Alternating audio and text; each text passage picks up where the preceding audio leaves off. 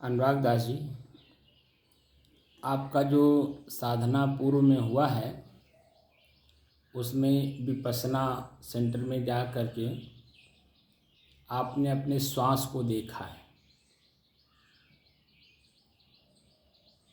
तो श्वास में जो परिपक्वता आई होगी उसको वह तो आपको जानकारी होगी ही कि नहीं। आवाज़ थोड़ा तेज़ रखिएगा इसलिए कि ये काम नहीं कर रहा है तो आवाज़। तो जिस तरह से आपने श्वास को देखा है, अब श्वास में थोड़ा सा और कुछ बढ़ोतरी कर लीजिए।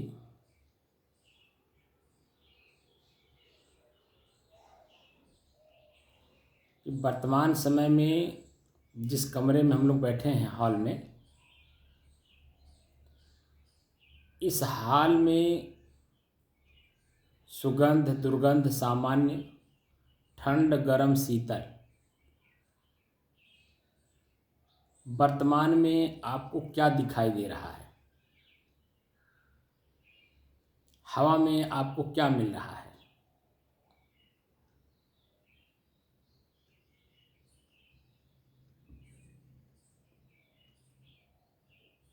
जो इस कमरे का वातावरण है वह आपको क्या अनुभव करा रहा है? और वर्तमान में अपने शरीर के ऊपरी हिस्से पर या शरीर के भीतरी हिस्से में क्या कुछ मिल रहा है? कहीं दबाव, कहीं तनाव, कहीं खुजली, कहीं कड़कना, जो कुछ भी आपको मिलता होगा उसे सिर्फ दृष्टा भाव साक्षी भाव में आप उसे देखिएगा। तो प्रथम दृष्टया क्या मिल रहा है, मध्य में क्या मिल रहा है और उसके अंत परिणाम में क्या मिल रहा है। क्योंकि देखने से पहले की स्थिति के बारे में जानकारी रखिएगा, देखना प्रारंभ करिएगा उस समय की स्थिति का ज्ञान रखिएगा और देखते देखते अंत में आपको क्या मिला वह उसका भी ख्याल रखना है। ठीक है ना। अपने ही श्वास में हमें क्या क्या दिखाई दे रहा है, ठंड गरम शीतल, सुगंध दुर्गंध सामान्य, और स्थिर चित्त से करिएगा। और ध्यान रखिएगा कि जो साधना आप यहाँ बैठ करके करेंगे 2 घंटा 4 घंटा 6 घंटा, वह आपको अभ्यास व्यवहार काल में भी करना है। जब आप उठेंगे तब से लेकर के और सोने तक, हम शाम को इसका भी कैलकुलेशन आपसे करवाएंगे कि सुबह आप जगे तो जगते समय आपके मन में क्या भाव उत्पन्न हुआ, बिस्तर पर बैठे थे तब से लेकर के और रात्रि फिर बिस्तर पे आने तक किससे मिले हैं, आँख ने क्या देखा, कान ने क्या सुना, जीभ ने क्या चखा, पेट ने आपका क्या अनुभव कराया। इस तरह से अलग होकर के ही सब कुछ देखना है। शुरुआत आपको बहुत अच्छी हुई है कि अपने श्वास को देखने से, क्योंकि श्वास मेरे से अलग है, मैं श्वास का दृष्टा हूँ, साक्षी हूँ। और श्वास हमें क्या दे रहा है, ठंडा गरम शीतल, सुगंध दुर्गंध सामान्य।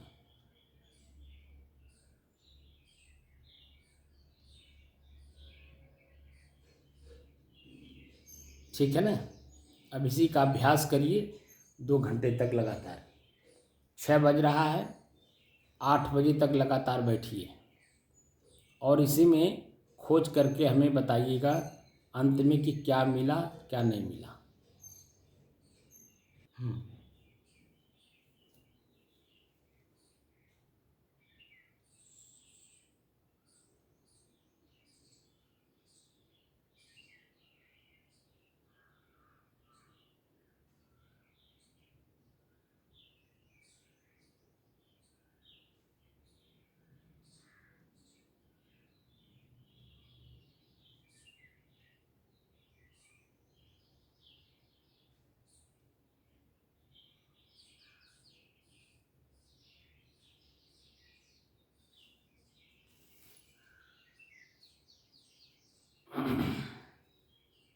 अपने ही चंचल मन को अपने ही बस में करने की दृष्टि से साधना करते करते आज 938 दिन हो गए। तारीख 2 जून सन 2024, दिन रविवार, प्रातःकाल का समय।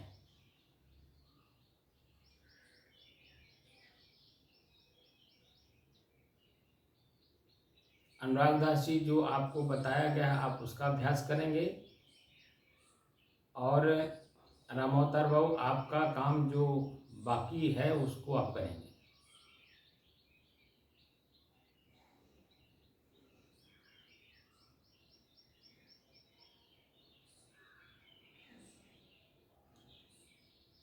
पसीना, शरीर और मैं। तो वर्तमान समय में कमरे का वातावरण क्या है, हवा क्या कह रही है, हमारे शरीर को स्पर्श कर रहा है तो हमें क्या अनुभव करा रहा है, हमारे शरीर को जला रहा है, झुलसा रहा है, पीड़ा दे रहा है, कष्ट दे रहा है, नाक के माध्यम से हमें क्या अनुभव करा रहा है, श्वास लेने में दिक्कत हो रहा है, दुर्गंध का, सुगंध का, किस चीज़ का अनुभव करा रहा है।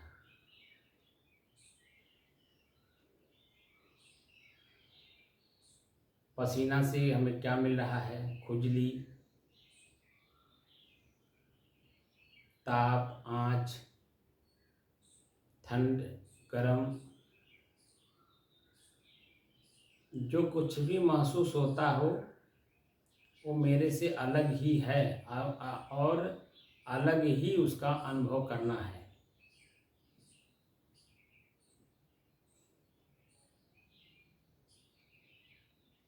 क्योंकि अनुभूति करने वाला अनुभव से अलग होता है और जो अनुभव होता है वह किसी साधन के माध्यम से अनुभवकर्ता को होता है। तो आँख, नाक, कान, जीभ, त्वचा ये साधन हैं प्रकृति को जानने के लिए। तो हमारे आँख, हमारा कान, हमारा नाक, हमारा जीभ, हमारा त्वचा हमें क्या अनुभव करा रहा है, मैं क्या इनके माध्यम से अनुभव कर पा रहा हूँ, इनके माध्यम से क्या मैं अंदर स्वयं अपने आप को जान पा रहा हूँ या ये लोग हमें अपने आप में मिलाने की कोशिश कर रहे हैं।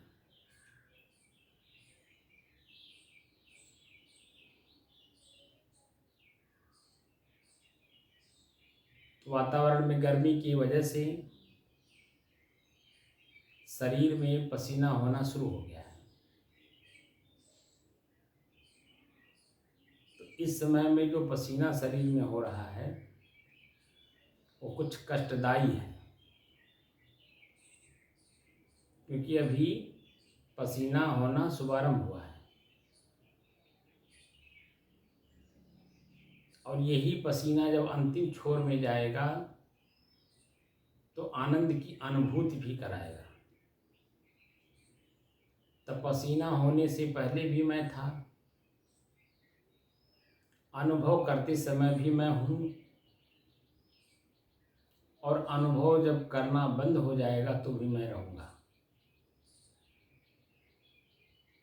लेकिन ये विषम परिस्थितियाँ या अनुकूल परिस्थितियाँ ये मेरे सामने अस्थायी रूप से स्थिर नहीं है, ये परिवर्तन हो रही हैं। मैं इनको देख रहा हूँ, जान भी रहा हूँ और समझ भी रहा हूँ।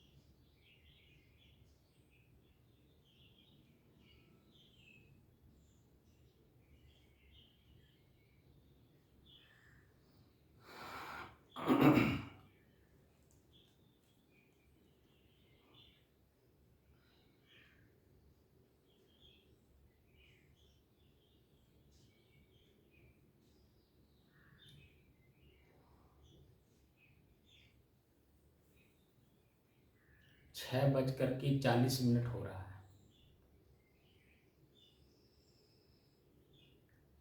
इस 40 मिनट में राम अवतार बाबू आप बताइए क्या अनुभव हुआ? कष्ट, पीड़ा, दुख? कोई कष्ट पीड़ा नहीं था। कोई कष्ट पीड़ा नहीं है। अगर कष्ट पीड़ा नहीं है, तनाव, दबाव, खुजली, कुछ और नहीं है। उसके विपरीत आनंद, सुख, परमानंद क्या दिखाई दिया? अनुभव शांत लग रहा था। नहीं, शरीर पर तो कुछ तो अनुभव हुआ होगा, हो रहा होगा जब से आप बैठे हैं तब से लेके अब तक। और वही अनुभूति ही आपको शांत करता होगा। मैं बार बार कहता हूँ, शांत का क्या मतलब होता है? जब हम रास्ता चलते हैं तब तक दिमाग में, शरीर में, क्रियाओं में हमेशा रहता है कि हमें पहुँचना, हमें पहुँचना, हमें पहुँचना है, काम करना है। और उस दौरान हमें बहुत कुछ मिलती है। पैर में थकान, कांटे, करकना, दर्द, पीड़ा, सब कुछ मिलता है। लेकिन वही जब हम अपने मंजिल पर पहुंच जाते हैं तब शांति महसूस करते, तो शांत हो जाता है। क्योंकि अब नहीं चलना है, शरीर से चलना नहीं है, मन से सोचना नहीं है। तो अब जब शुरू में बैठा जाता है उस समय में हमारे शरीर में देखने पे लगता है कि अभी आँच से जल जाएगा, झुलस जाएगा, सांस लेने में दिक्कत होती है, तमाम चीज़ें हैं। अब इसी 40 मिनट में ही क्या वो पहले वाली प्रक्रिया रह गई? हम तो सिर्फ दृष्टा हैं, देख रहे हैं जी। तो दृष्टा है, देख रहे हैं, साक्षी हैं, उससे अलग हैं। और क्रिया अपने आप में हो रही है। तो क्रिया किस में हो रही है? तो प्रकृति में हो रही है। प्रकृति में हो रही है। तो मैं और प्रकृति में एकदम बिल्कुल अलग अलग है। मालूम हो रहा है कि मालूम जी, अलग अलग है। तब प्रकृति अपना काम स्वतः करती है जी, और उसमें है परिवर्तन जी। लेकिन क्या हमारे अपने आप में भी परिवर्तन है? कोई परिवर्तन नहीं। तो वही तो हमें जानना है। जो मैं हूँ मेरे में कोई परिवर्तन नहीं है। और जो परिवर्तन है वो प्रकृति में है, मन में है, शरीर में है, शरीर के अंगों में है। ठीक है ना? ये बातें पता चल रहा होगा। अब आप बताइए आपको क्या मिला? सुगंध, दुर्गंध, सामान्य, ठंड, गर्म, शीतल, खुजली, पसीना, क्या महसूस हुआ आपको? तो सामान ही रहा, ज़्यादा उस पर नहीं हो पाया फोकस। चित्त चंचल है, चंचल चित्त है। और एक जो उसको स्वाद मिल चुका वो खोजता रहता है, ये वो नहीं मिल रहा है, ये नहीं बोल रहे हैं, वो कैसे पकड़ूंगा, क्या करूंगा, कौन साक्षी क्या है, ये तो अनित्यता को पकड़ने की बात कर रहे हैं। तो ये सब पूरा घूम रहा है मन में, एक आकार ही नहीं हो पा रहा है। जैसे आप बोलते हैं ना कि ये देखना, वो देखना, भारी पन, ये तो अनित्य है, इसको क्या देखना है? नित्य तो अभी वो तो स्वाभाविक प्रक्रिया है बॉडी का, एक बार भारी लगेगा, एक बार हल्का हो जाएगा। अब इसको अगर हम बुद्धि से पकड़ना चाहेंगे, फिर व्याख्या करेंगे, फिर तो इससे आगे हम जा ही नहीं पाएंगे साक्षी में। तो ये सब मन में चल रहा है, क्योंकि गहरा लेप है उस विद्या का, और उसके विपरीत कुछ बात हो रही तो मन बुद्धि अपना कहता ये क्या कर रहे हैं, ये तो अनित्यता को बोल रहे हैं, व्याख्या करो। हर बात अनित्य, जो भी घटना होती है मन के अंदर में, चित्त के अंदर, वो अनित्य है। वो अभी हुआ है, कल बदल जाएगा। इसकी व्याख्या करना ये औचित्य, इसका तर्क कुछ समझ ही नहीं आ रहा है। नहीं, तो जो आप व्याख्या कर रहे हैं नित्य अनित्य की, हाँ, तो ये जो मैं दिखा रहा हूँ वो वही तो मैं दिखा रहा हूँ कि जो कुछ भी हमें वर्तमान में दिखाई दे रहा है वह अभी दूसरे क्षण नहीं रह जाएगा। तो मेरा कहने का तात्पर्य वही है कि अभी वर्तमान में नित्य दिखाई दे रहा है, लेकिन दूसरे क्षण ये अभी अनित्य हो जाएगा। बात समझे? दूसरे क्षण ही अनित्य हो जाएगा। लेकिन कुछ ऐसी भी चीज़ें हैं जो इन दोनों को देख रहा हो और वो नित्य हो, सदैव हो, शाश्वत हो, वो क्या है? तब क्रिया तब प्रतिक्रिया, यही बात तो कहा कल शाम को। क्रिया हो रही है हम देखने की, प्रतिक्रिया करेंगे कौन देख रहा है, देखने वाला कौन है, इसको महसूस करने वाला कौन है, क्या वो अनित्य है, क्या वो नित्य है। इस तरह से जब चलेंगे तब धीरे धीरे पॉइंट को पकड़ लेंगे। हमने आपकी ही प्रक्रिया को अपनाया, मैं अपना कोई प्रक्रिया भी लागू नहीं कर रहा हूँ, क्योंकि आपने कहा है कि मैं विपश्यना को ही महत्व देता हूँ और उनको जो सीखा हूँ उसको निकलने में समय लगेगा। तो हमें निकालना भी नहीं है, हमें तो उसी में जो कमी बेसी है, उसी जो आप नहीं सीख पाए होंगे उसी को हमें पकड़ा देना है। लेकिन हम आपको ये दिखाना चाहते हैं कि एक एक परग या एक एक श्वास, हमारे यहाँ सद्गुरु कबीर कहते हैं कि श्वास श्वास सुमिरन करो, वृथा श्वास मत खोए, ना जाने किस घड़ी में आवन होए न होए। हमको तो श्वास श्वास पर भी ध्यान देना है कि कौन सा श्वास नित्य है अनित्य है, कि क्षण है क्षण नहीं है। जिस क्षण में हम श्वास ले रहे हैं उस क्षण में क्या अनुभव हो रहा है। तो कभी दुख का अनुभव होगा, क्योंकि ये जो हवा है इसमें दुर्गंध होगा तो पीड़ा भी अनुभव कराएगा, इसी में आनंद भी अनुभव कराएगा क्योंकि इसी में सुगंध भी है। तो क्या मैं सुगंध हूँ, क्या मैं ये दुर्गंध हूँ, क्या ये मैं पीड़ा हूँ, क्या ये सुख मैं हूँ? तो जैसे आप अपने से प्रश्न करेंगे तो आप ही के अंदर से उत्तर आएगा कि नहीं मैं ये नहीं हूँ। तब फिर मैं कौन हूँ, फिर वहाँ से आपकी खोज शुरू होगी। अभी तो आपके चंचल चित्त को एकाग्र स्थिर और शांत करने की दृष्टि से वो साधना आपको सिखाई गई है, लेकिन अभी भी चित्त चंचल है। तो चंचल चित्त को पहले स्थिर करना जरूरी है, तब आपकी स्थिरता का ज्ञान आपको होगा। अन्यथा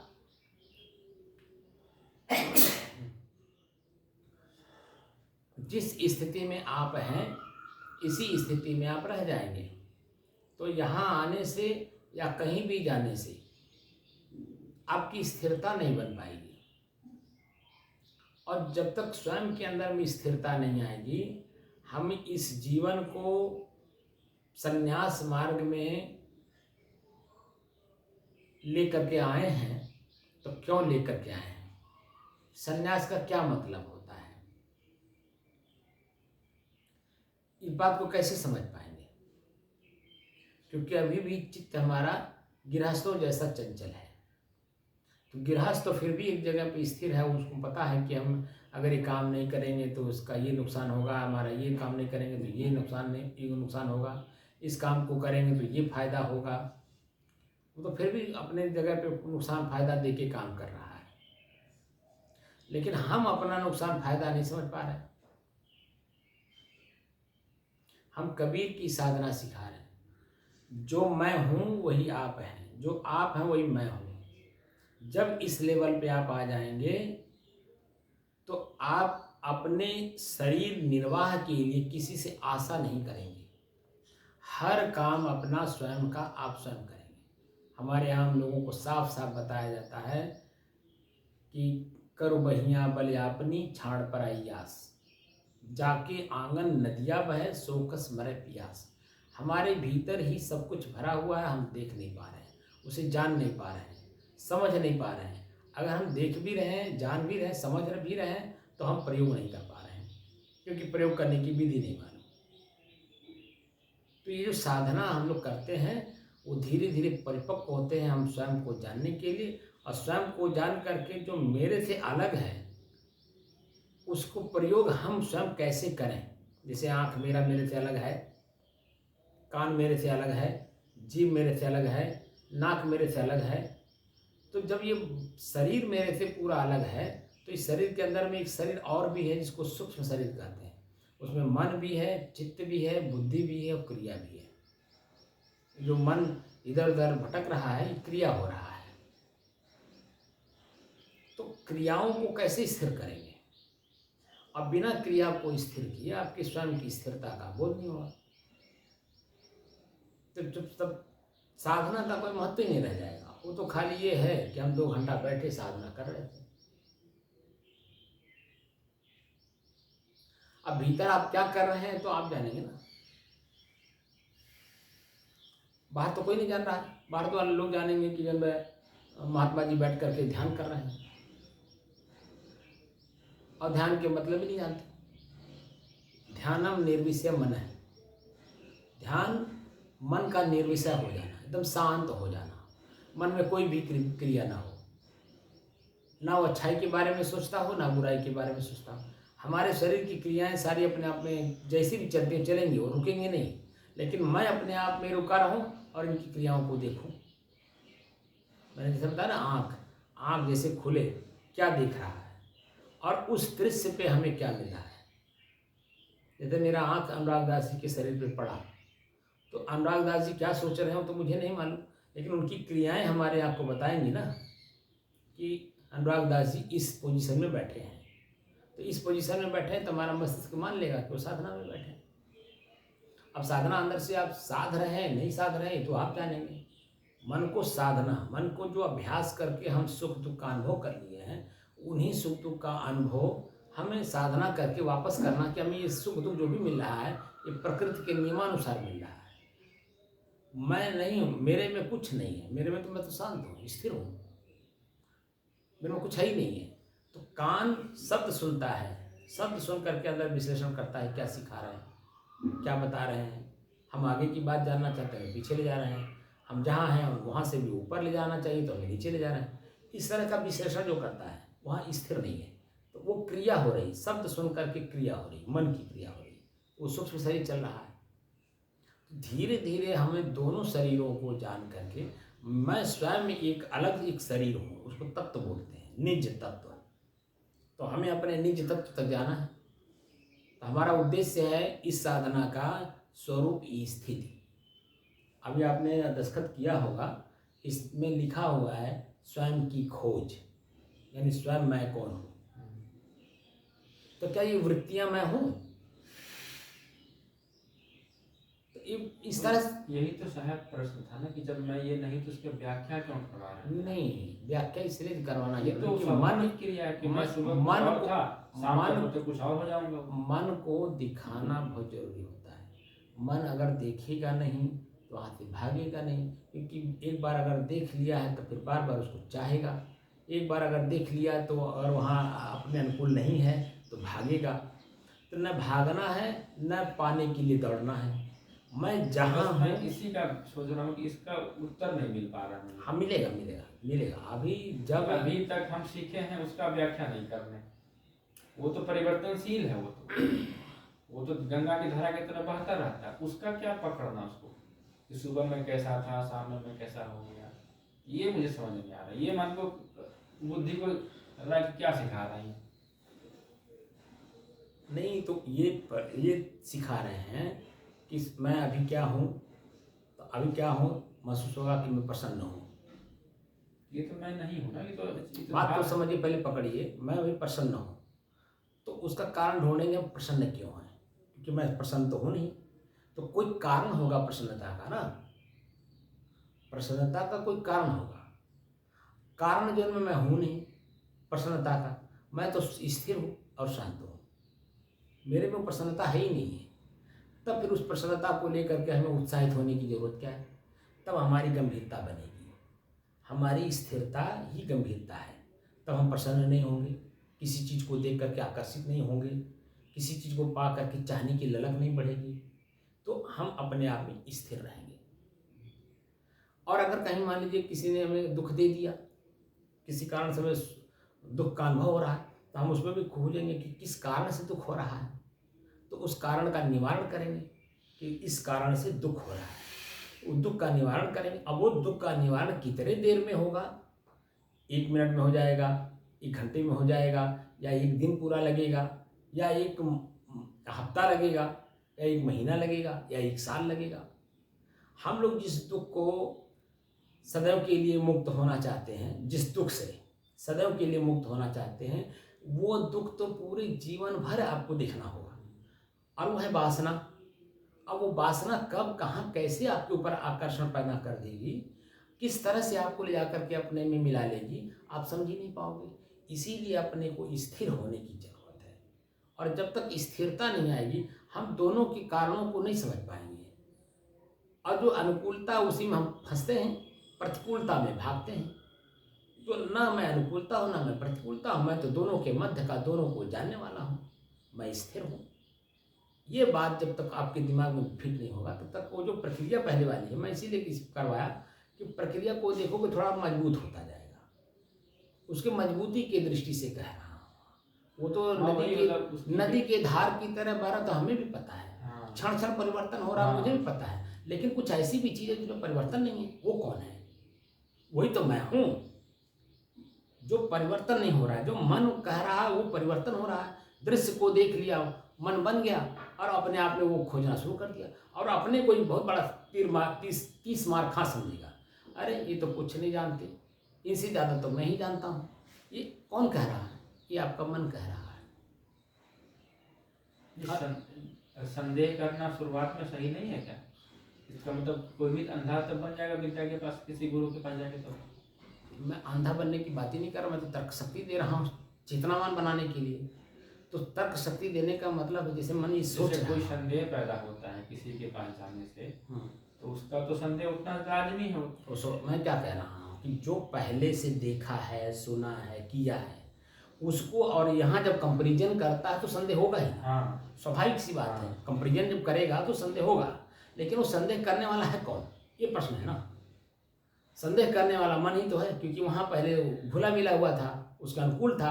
अब यहाँ उसकी प्रतिकूलता दिखाई दे रहा है, तो प्रतिकूलता में मन नहीं ना वहाँ सकना चाहता है, वो तो अपनी अनुकूलता देखना चाहता है। और यही मन ही जब हम लोगों को अनुकूलता प्राप्त करा करके और आकर्षण करता है, आकर्षित करता है, और आकर्षित करके उसमें ले जा करके भिड़ा देता है। तो हमें भिड़ना नहीं है, हमको तो स्थिर होना है। तो कंपेरिजन करिए अपने स्थिर होने के लिए कि ना वो सत्य था ना ये सत्य है, सत्य तो कुछ और है। तो वो कौन है, उस पर जब चलेंगे तब समझ में बात आ जाएगी। हमारे समझाने का मतलब है कि जिसमें पहले थे वो सत्य नहीं है, आज जहाँ वर्तमान में हो ये सत्य नहीं है, लेकिन कुछ तो सत्य है। और सत्य है आपके मन की शांति। मन दोनों को कंपेरिजन कर लेगा, एकदम अपने आप में शांत हो जाएगा और आपकी स्थिरता वहीं अपनी पैदा कर देगा। मेड़ पे बैठे हों, महल में बैठे हों, सड़क पर हों, शमशान में हो, कहीं भी हो, आपका मन वहीं स्थिर रहेगा और एकदम बिल्कुल शांत भाव में रहेगा। ना वो पहले की सोचेगा, ना वर्तमान की सोचेगा, ना भविष्य की सोचेगा। वर्तमान में एकदम शांत भाव से जो क्रिया, भूख लगा तो भोजन दे देगा, तो वहाँ भी ध्यान रखेगा भोजन कितना देना शरीर को। तो बताता भीतर आवाज़ आती है, भोजन करते समय भी हमको आवाज़ भीतर से आती कि अब मत करिए। लेकिन एक मन कहेगा यार भोजन नुकसान हो जाएगा, एक मन कहेगा यार बाहर का नुकसान ठीक है लेकिन भीतर ले आओगे तो उल्टी हो जाएगा, दस्त हो जाएगा, शरीर की परेशानी बढ़ जाएगी। वो नुकसान नहीं है, लेकिन ये नुकसान है। भीतर से आवाज़ आएगी, तो उस समय में आप क्या करेंगे? उस समय में फिर आप कंफ्यूज हो जाएंगे, तो स्थिरता नहीं रह जाएगी। तो भोजन को शरीर को देने के बजाय उसको हम नहीं देंगे, वहीं उसको स्थिर कर लेंगे, तब आने वाला जो परिणाम है वो नहीं होगा। उल्टी, दस्त यानी अन्य जो क्रियाएं हैं जो आपके शरीर को पीड़ा दे या साधना में बाधक बने, वो तो नहीं करेंगे ना। आपको उतने शरीर को देना जितने से शरीर आपका चल जाए। साधक ना ज़्यादा खाता है, ना ज़्यादा बोलता है, ना ज़्यादा चलता है, ना ज़्यादा सुनता है, ना ज़्यादा चिंतन करता है। वह अपने आप में एकदम मध्य में रहने की कोशिश करता है, जिससे हमारा शरीर निर्वाह चल जाए। हम जिसके बीच में हैं, जिनके पास में हैं, उनसे हमारा काम चल जाए, उतने ही हमें लेना है। तो अन्य चीज़ों हम अभी पूरी बात अगर बोल दें तो आपका मन पकड़ेगा ही नहीं। एक एक स्टेप हम आपके ही विचारों पे ले आ रहे हैं कि मन को मजबूत करते हुए धीरे धीरे आगे बढ़ जाइए। तो भाई 10 दिन आपको रहना है, एक का दिन पूरी चीज़ बता भी देंगे मुँह से तो अनुभव भी नहीं होगा, मुँह से बोल देने से तो अनुभव नहीं होगा, लेकिन बात को स्थिर रखेंगे दिमाग में तो उसी पॉइंट पे धीरे धीरे आगे बढ़ जाएंगे। तो जो उद्देश्य मेरा आपका उद्देश्य क्या मैं नहीं जानता, मेरा उद्देश्य है कि स्वयं को जानना, स्वयं मैं कौन हूँ। तो मेरे स्वयं को जानने में जब आप सक्षम होने लगेंगे तो आपके अपने आप कंपेरिजन आप करेंगे, वो सत्य था ये सत्य है। अंत में उसमें भी वही चीज़ें सिखाई जाती है, लेकिन वहाँ प्रक्रिया भी आप गए नहीं, तो इसीलिए चित्त चंचल है। और बाहर 10 दिन खाली वहाँ वो सेंटर है, सेंटर में 10 दिन जा करके वो जो नियम है नियम फॉलो कर लिए, लेकिन जब सेंटर से बाहर होते हैं तो नियम विरुद्ध हो जाते हैं, कोई नियम रह ही नहीं जाता, क्योंकि आपने स्वयं अपने शरीर के लिए या अपने जीवन के लिए नियम नहीं बनाया कि मेरा भी कुछ नियम है। संन्यास का भी एक नियम है, संन्यास के नियम के तहत हमें चलना है।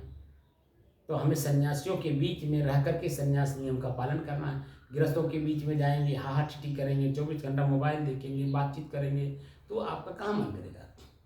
अभी मैं वही देख रहा था सुबह कि संन्यास का क्या मतलब होता है। समधन्यास, न्यास माने स्थिरता होती है, सम माने बराबर होता है। तो समन्यास कैसे होगा, संन्यास धारण हम करने आए, संन्यास कैसे होगा। अरे हमको शरीर है तो व्यवहार भी है, भोजन लेना ही है, वस्त्र देना ही है, नींद देना ही है, लोगों के बीच में रहना ही है। तो हमारी स्थिति कैसी होनी चाहिए, भोजन लेते समय हमारी स्थिति कैसी हो, वस्त्र लेते समय हमारी स्थिति कैसी हो, लोगों के बीच में बैठे तो उनके बीच में हम क्या बोलें कि ताकि उनका मन प्रसन्न हो, उनका एक चिंतन हो, एक नया जागृति उनके अंदर में आए। क्योंकि जहाँ वो हैं तो उसी को सत्य माने हुए हैं, लेकिन वही सत्य नहीं, उसके आगे भी कुछ सत्य है, वो भी वो खोज रहे हैं। और उस आगे की सत्यता के बारे में हमें जानकारी है, हम अपनी बात को वहाँ रखेंगे उनके बीच में, तो उनके अंदर में चेतना आएगी, नई चेतना आएगी। जैसे मैं आजकल कोई भी प्रश्न आता है तो 2-3 प्रश्न मैं पूछता हूँ, अध्यात्म क्या है, दूसरा पूछता हूँ कि विवेक क्या है। विवेक शब्द का प्रयोग, अध्यात्म शब्द का प्रयोग आम आदमी हर जगह करता है, लेकिन उसकी वास्तविकता को नहीं जानता। जब इन दोनों को दिखा देता हूँ तब उसके बाद पूछता हूँ ये शरीर मैं हूँ या मेरा है। तब आदमी चिंतन में करने में लग जाता है, शरीर मैं हूँ कि मेरा है। तो पहले पूरी बॉडी को बताता हूँ कि शरीर ही मैं हूँ या मेरा है। फिर उसकी और अगर वो बैठ करके सुनना चाहता है, उसको थोड़ी रुचि लगने लगती है, तब फिर बोलता हूँ ये आँख मैं हूँ या आँख मेरा है। आँख ने कुछ भी देखा तो मैं क्या देखा, आँख ने देखा तो मैं क्या देखा। तो साधन है, आँख देखने के लिए साधन है। तो आँख ने देखा तो उस आँख के माध्यम से मैंने क्या देखा, तो मैं क्या देखा, सामने दृश्य है, दृश्य में आकर्षण है, वो कह रहा है कि ये वस्तु अगर आपको मिल जाती, अस्थायी रहता तो जब चाहते तब प्रयोग करते। अब उसको पाने के लिए हमने नाना प्रकार का उपाय करना शुरू कर दिया, जो कोई भी दृश्य, कोई भी वस्तु स्थिर नहीं है, कोई व्यक्ति स्थिर नहीं है। और हम स्थिर करने में लगे तो दोषी हो जाएंगे कि नहीं, किसके, प्रकृति के। जो भगवान कहा जाता है, भगवान को प्रकृति कहा जाता है, और प्रकृति में ही जो है सारे कुछ परिवर्तन है, और हम परिवर्तन को जो स्थिर करना चाहते हैं, और जो स्थिर है उसको हम स्थिर करना नहीं चाहते, बल्कि उसको और चंचलता में जाके डाल दिए। तो वो स्थिरता कहाँ से प्राप्त होगी। मैं स्वयं अपने आप में स्थिर हूँ, लेकिन ये आँख ने दिखा करके हमें चंचल कर दिया, कान ने सुना करके हमें चंचल कर दिया, नाक ने सुहा करके हमको चंचल कर दिया, जीभ ने स्वाद लेकर के हमें चंचल कर दिया, हाथ कुछ करके चंचल कर दिया, पैर हमें ले जा करके चंचल करा दिया। अब इन सबको हमें स्थिर करना होगा ना, तब हम सन्यासी होंगे।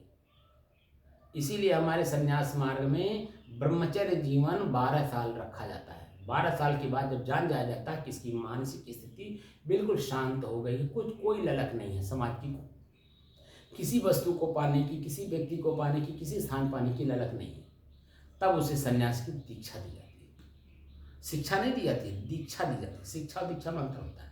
12 साल उसको शिक्षा दी जाती है, हर तरह का ज्ञान दिया जाता है, प्रैक्टिकल करा करके उसको अनुभव कराया जाता है।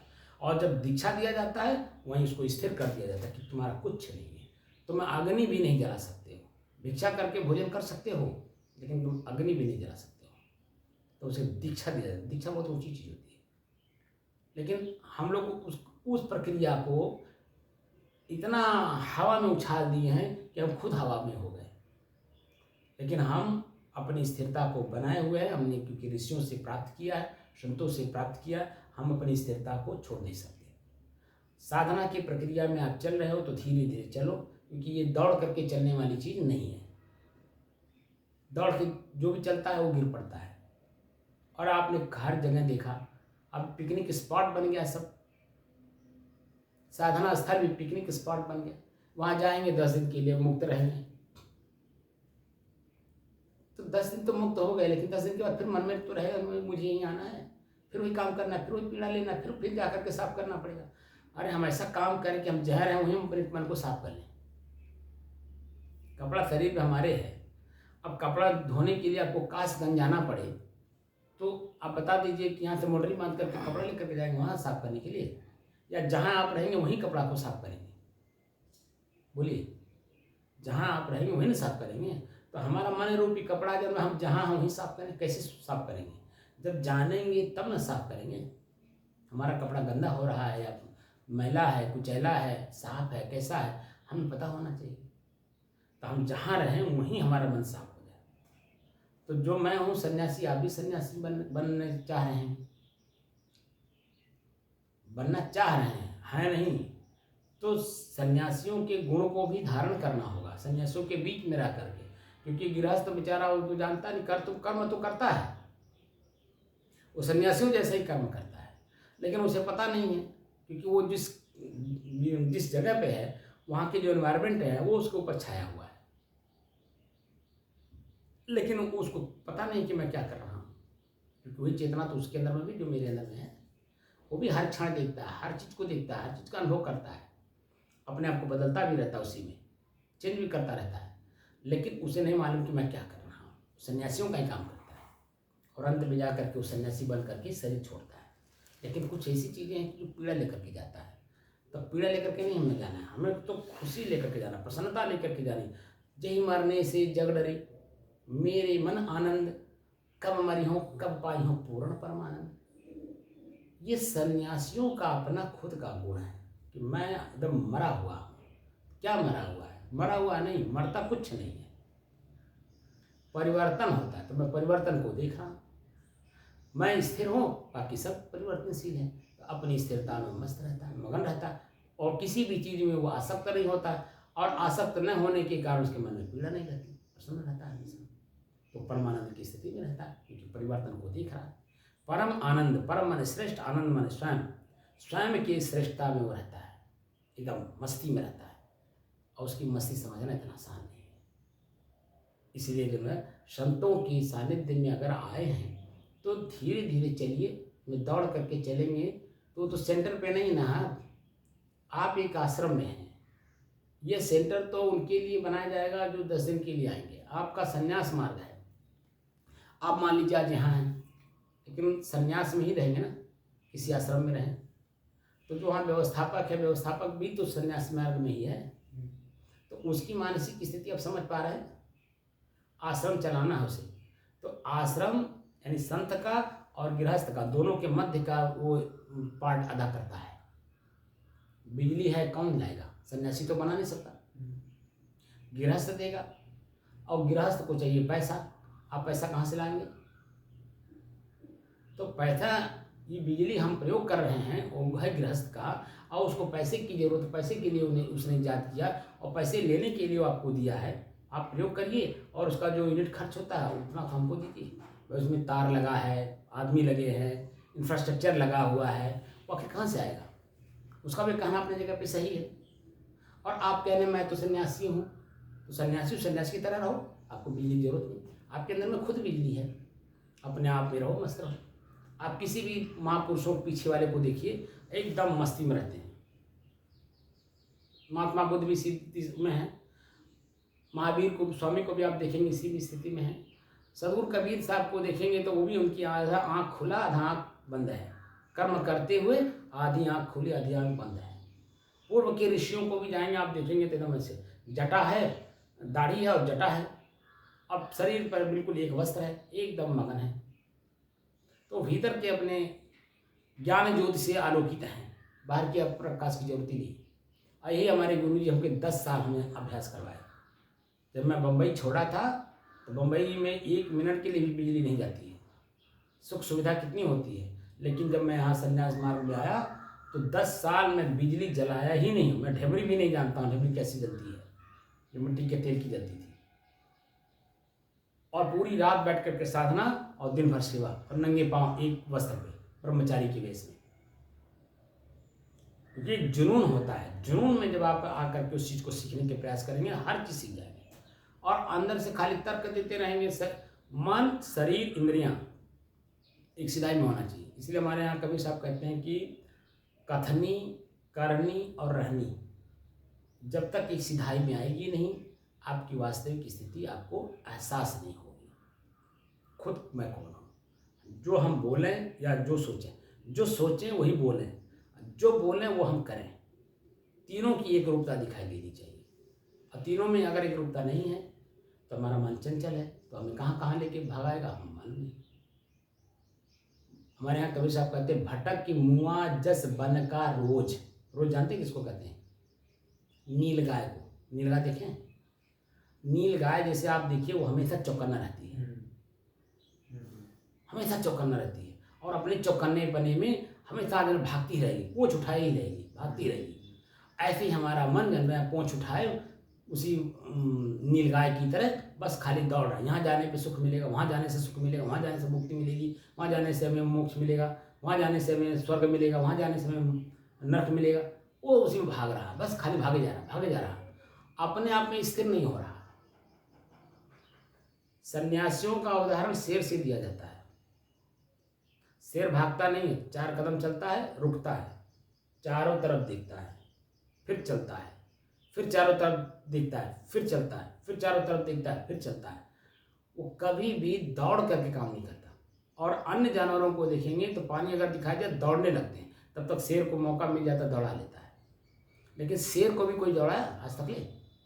कई आप इतिहास पढ़े हो कि शेर के पीछे भी कोई जानवर लग करके उसका शिकार करता है। शेर भले किसी का शिकार कर लेता है, लेकिन शेर का शिकार कोई नहीं करता है। कहीं सुना आपने? हम शेर की तरह हमारा स्वभाव होना चाहिए। 4 कदम चलें, रुकें, रुक करके अपने आप में चिंतन करें, हमारे शरीर को क्या मिला, हमारा शरीर कष्टित हुआ, दुखी हुआ, पीड़ित हुआ, आनंदित हुआ, प्रसन्नचित हुआ, क्या हुआ। फिर अपने आप को, मन को देखिए कि हमारा मन क्या सोच रहा है। तो मन सोचते सोचते एक समय ऐसा आएगा अपने आप शांत हो जाएगा। तो हमारी शांति है, वहीं बैठे बैठे आपको अपना समाधि लग जाएगी। समाधि आपको लगाने की जरूरत नहीं पड़ेगी, अपने आप ही लग जाती है। बस वो जो चाल है, चाल को चेंज करिए। जिस दिन चाल चेंज कर देंगे उस दिन आपकी समाधि लग जाएगी, आपको लगाना नहीं पड़ेगा। और समाधि में ही जाने के लिए हम सारा काम कर रहे हैं। विपश्यना क्या है? समाधि में ही जाने के लिए। सम माने बराबर, आदि माने सुख और दुख। शरीर है तो व्यवहार है, तो शरीर को वस्त्र हम कहाँ से दें? अपनी कमाई से दें। शरीर को भोजन देना है, कहाँ से दें? अपनी कमाई से। शरीर को पानी देना है तो कहाँ से दें? अपने स्वयं को उठ करके देने से, ले करके दें। हमारे शरीर में जब किसी प्रकार का रोग हो जाएगा, हम नहीं उठ पाएंगे, नहीं चल पाएंगे, तब तो कोई हमारा कर दे कोई बात नहीं, क्योंकि वो असहज स्थिति है। लेकिन सहज स्थिति में सारा काम हमें स्वयं करना होगा, अपना काम खुद करना होगा। और यही संन्यास मार्ग है कि हर काम हमें स्वयं अपना करना है, हमें किसी के ऊपर डिपेंड नहीं है। अगर हम किसी के ऊपर डिपेंड होंगे तो उसकी भी कुछ चाहना होगी आपसे पाने की, और अगर आप चाहना उससे पूरी नहीं कर पाते हो तो आप उसके दोषी हो जाओगे, उसके ऋणी हो जाओगे। एक गिलास भी कोई पानी अगर आपको दे दिया और आप उसके एवज में कुछ नहीं दे पाए तो वो उसके ऋणी हो जाएंगे आप। तब आप कितना बड़ा बड़ा ज्ञान झाँट लीजिए, कुछ भी कर लीजिए, लेकिन उसके ऋणी हैं तो ऋण देने आपको आना पड़ेगा। इसीलिए हर जगह, हर पहलू पे हमारे यहाँ हर चीज़ को सिखाया जाता, बताया जाता, जनाया जाता, कराया जाता, और स्वयं स्थिरता भी दिखाया जाता कि तुम ये हो, तुम ये हो, तुम ये हो। तो इसीलिए मैं आप ही की प्रक्रिया को हमने शुरू किया। हम अपनी प्रक्रिया तो शुरू ही नहीं किए, तो आप ही की प्रक्रिया को मजबूत करके, क्योंकि आप विपश्यना किए हैं तो विपश्यना का मतलब ही होता है विशेष प्रकार से देखना। तो विशेष प्रकार से जब देखना शुरू करेंगे तो 2 तरफ से देखेंगे ना, एक चित्त भी देखेंगे, पुट्ट भी देखेंगे, और फिर दोनों के मध्य में अपना भी अनुभव होगा, वही विशेष होगा। अच्छाई है तो बुराई भी है, बुराई है तो अच्छाई भी है, लेकिन उन दोनों को जानने वाला कोई और भी है, ये मन में प्रश्न होगा, तो वो कौन है? तब ललक आपकी बढ़ेगी स्वयं को जानने के लिए। अभी तो प्रक्रियाओं में उलझे हुए हैं, ये प्रक्रिया ये बता रहे हैं, वो प्रक्रिया वो बता रहे हैं, इस प्रक्रिया में क्या है, उस प्रक्रिया में क्या है, कंपेरिजन कर रहे हैं।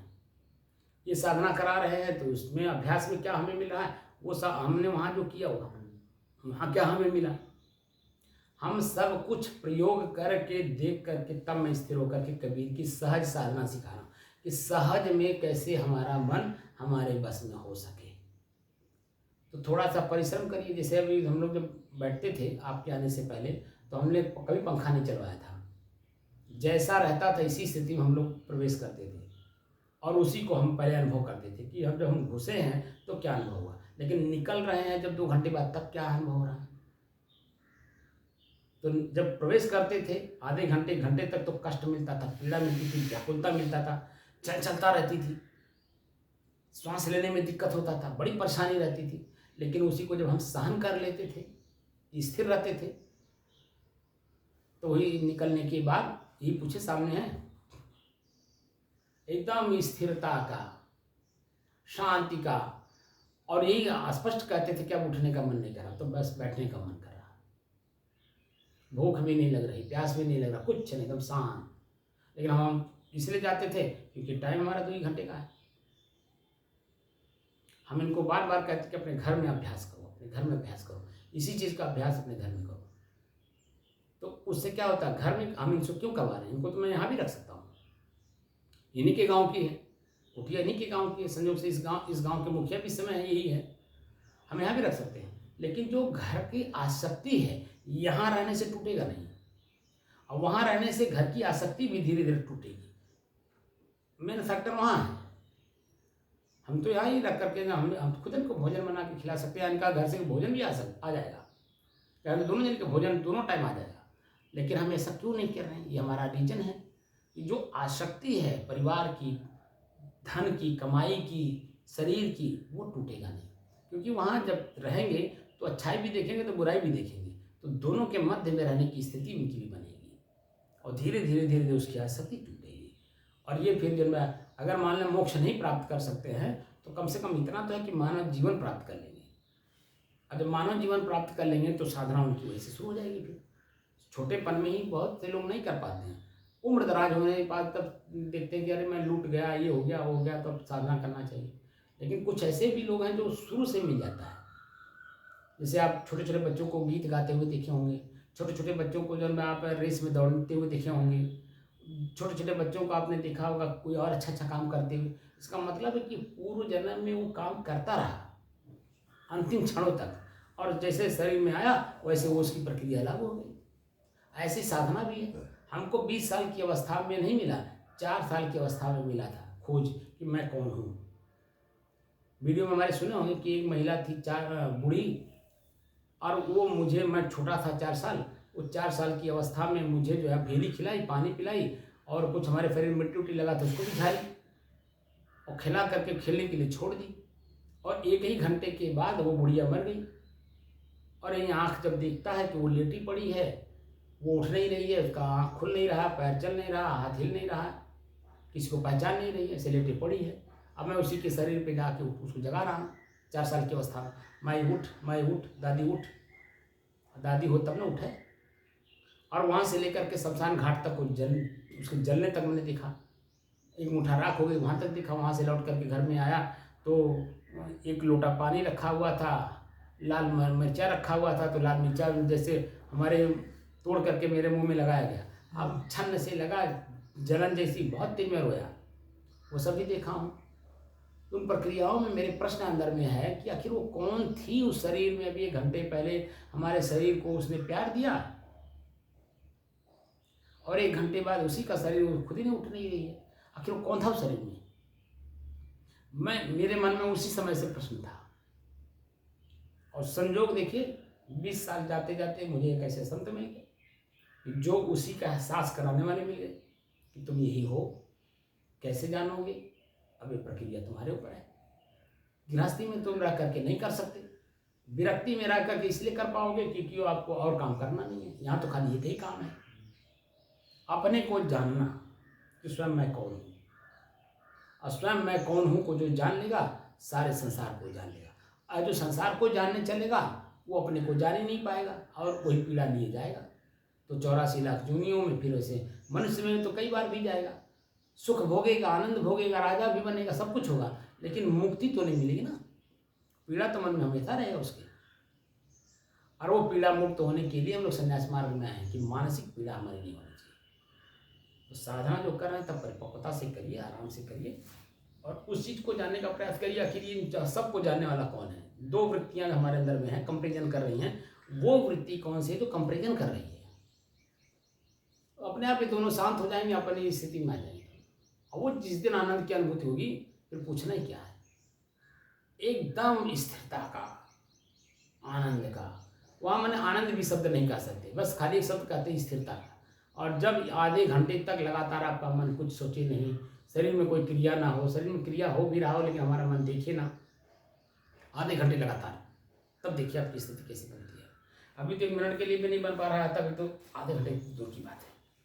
तो बंद किया जाए, 7:20 हो रहा है, साहेब बंदी सर, तो बंद करिए। कुछ बात समझ में आई आपकी? जी। हाँ, कंपेरिजन करिए, लेकिन कंपेरिजन के बाद ये भी प्रश्न अपने आप में करिए कि इन दोनों को प्रश्न करने वाला कौन है। वहाँ का भी जो मैं साधना कर चुका हूँ परिपक्वता उसमें है, और जहाँ मैं आया हूँ यहाँ, दोनों का कंपेरिजन करने के बाद अपने आप में फिर प्रश्न करिए कि आखिर इन दोनों को जानने वाला कौन है। तो मन घबराएगा, परेशान होगा, ठीक है, तो वहीं पे अंत में जा कर के अपने आप शांत हो जाएगा, ना हमारी बात को सुनेगा ना वहाँ की बात को याद करेगा, एकदम शांत मध्य की स्थिति आपकी आ जाएगी, जो स्वयं आप हैं एकदम। यानी अभी ये चलेगा मेरे साथ अभी परिपक्वता नहीं आई है ना। हाँ, तब ये दोनों तुलना करता रहेगा। हाँ, परिपक्वता आ जाएगी, हम खुद बता दें। देखना है हाँ, क्योंकि वो व्यवहार में भी हमें जैसे आपने कहा ना, हमें संन्यास मार्ग में ही रहना है। हाँ, तो संन्यास मार्ग में रहना तो हमें परख का भी तो अनुभव करना है। हम जो कह रहे हैं कि सुबह से शाम तक आपको क्या, जैसे हमसे बात करिए उस समय में स्थिर रहिए कि मैं बात कर रहा हूँ तो उनकी जो प्रतिक्रिया आ रही है शब्द की, उसमें मुझे क्या मिल रहा है। हमारा मन स्थिर हो रहा है, शांत हो रहा है, ज्ञानी बन रहा है, ठीक है। वो उसमें भी आपको शाम के टाइम आप खुद अपने लिखिए कि आज मैंने आँख से दिन भर में क्या देखा, और देखा तो मेरा मन क्या बना, कान से हमने क्या सुना तो कान से सुन करके मैंने क्या अनुभव किया। वो सारी चीज़ें अपने खुद अनुभव करिएगा। तो रात में जब सोते समय सोते वो बात को याद करते करते करते वो भूल जाएगा अपने आप, और आपकी स्थिति अपने आप बन जाएगी, आपकी अपनी स्थिति बनेगी। जब दोनों को आप कंपेरिजन करेंगे तब तो पहले तो किताब में आप याद कर करके कापी में लिखिए, और उसके बाद फिर ये प्रक्रिया जब छूटेगी खुद अपना लिख करके खुद पढ़िए, किसी को दिखाने की ज़रूरत नहीं है। तो आपका मन खुद कहेगा यार मैं ये सोचा था, ये मैंने सुना, ये मैंने बोला, यहाँ मैं गया, क्या ये। फिर प्रश्न करिए क्या मेरा यही काम था, क्या मुझे यही काम करना था, क्या यही जाना था, क्या यही सुनना था। तब जा कर के आपकी मन की स्थिरता धीरे धीरे बनेगी। अभी तो एक तरफा चल रहे हैं, जो आपको सिखाया गया पढ़ाया गया वहाँ तो खाली मशीन की तरह फिक्स कर दिया गया।